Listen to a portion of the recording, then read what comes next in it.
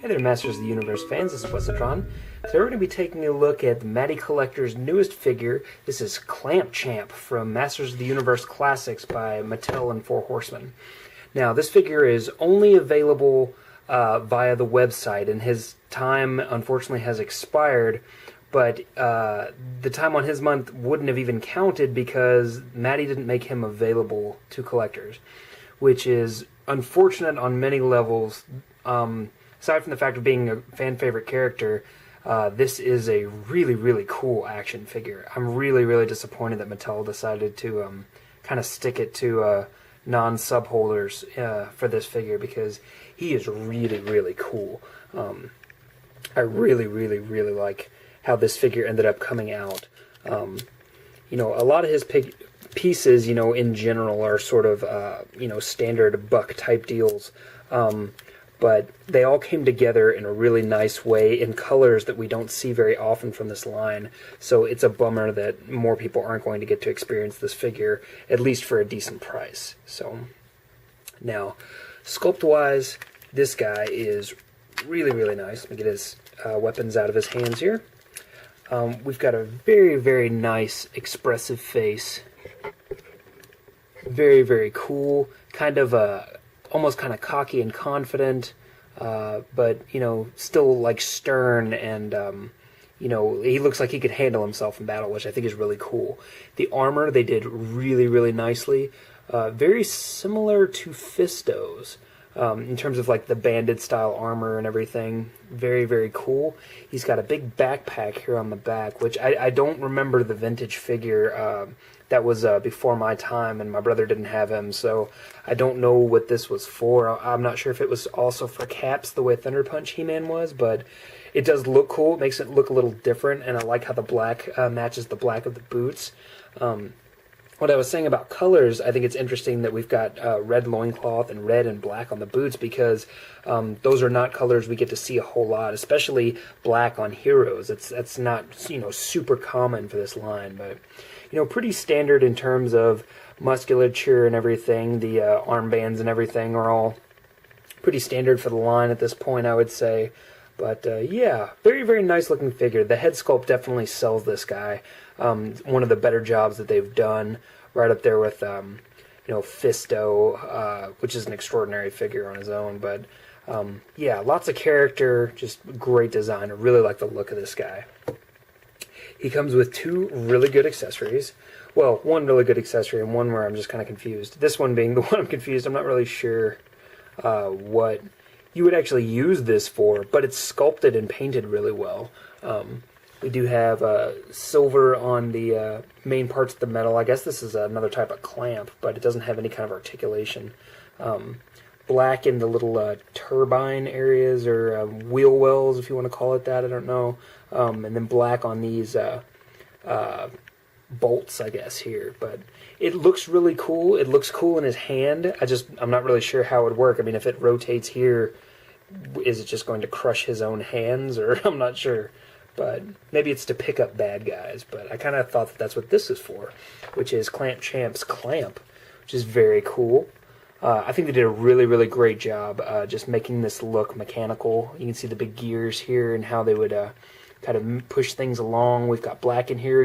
If you look closely, you see there's kind of a black spray all around the China symbol. That continues onto the front. You can see it's painted silver, but there's a black spray just to kind of, I don't know, it looks not exactly weathered, but just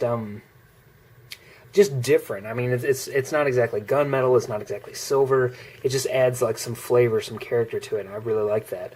Got some metallic blues in here, nice pretty red there. Very, very cool. I love all of the details they did on this to really make it stand out as a unique piece, and it does so great. Greatly, I suppose, would be more grammatically correct there. This is Clamp Champ, so these two little red spires out here, they do pull forward. There's no, you know, spring activation or anything like that. They just pull forward, and there's his big clamp. And that can clamp around other figures if you want. These are very sturdy. You can see they're held in by actual metal pins. So it's actually like taking some effort to move these, which is good because you could put it, on another figure and then raise them in the air or whatever you wanted to do. Very, very cool. I love that they actually sort of tapered the edges to make them look kind of sharp, so there's a little danger to his weapon, which is really neat. So yeah, very, very cool. This is on a simple, softer plastic peg handle. I kind of hoped a little bit that they were going to go with an arm clip, because I thought it would be neat to actually have him kind of use it as a shield, which you could still do. It's just that his hand would be turned that way, so not a huge deal, but it does fit in his hand, easily, and looks good. It fits the color scheme and everything. I dig it. And then, as you saw at the beginning of the video, his other hand, or his other clamp weapon fits in there perfectly. Not sure why this guy would have two clamping weapons. It seems like maybe he's just got some kind of weird clamp fetish. Why on earth would you have so many clamps around? Just odd. Maybe he found them in Duncan's laboratory. I'm not sure. He was supposed to replace Duncan after he went walkabout to the dock side.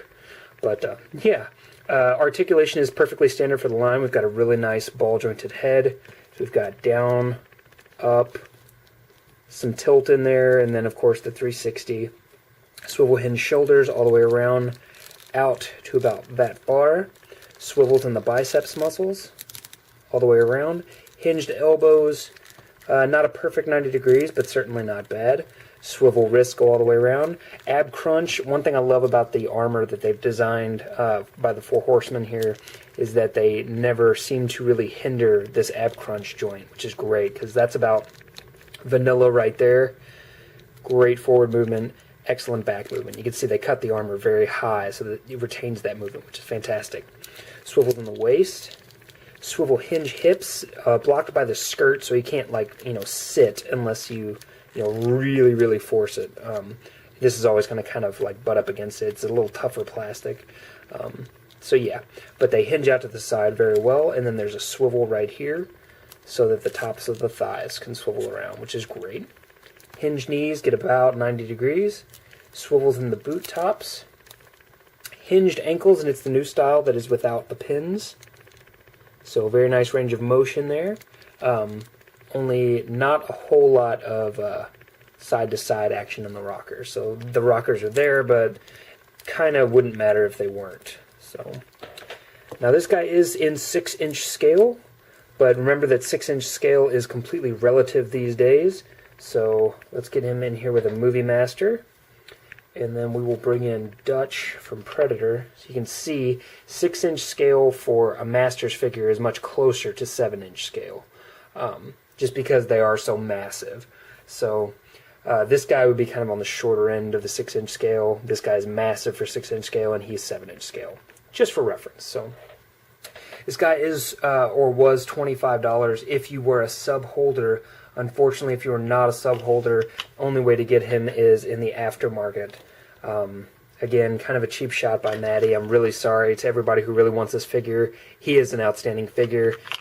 If you can get him for less than $50, I do think, I hate to say it, but I do think it's probably worth it just for the fact that he's a great figure and, of course, fan favorite.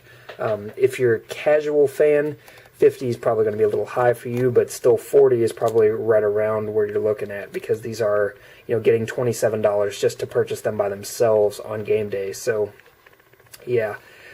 But yeah, excellent action figure. I really enjoy this figure. He looks great with the New Adventures He-Man. Give me just a second. So yeah, I like the way these guys look together. I guess just because of the blues and stuff and all the shiny armor. Very cool. Granted, I don't think they would really fit together in the mythos, but they look good together. But yeah, if you can get this guy for less than $50, it's probably a good deal, and I hate to say it, but that's the way that Matty set it up. So great action figure, cool accessories. Yeah, if you get the opportunity to get him for a better price than $50, definitely jump on it. He's a cool figure, and as I said, fan favorite. And just flat out, there's not that many not white guys on the Masters side. Come on, y'all. Get some diversity.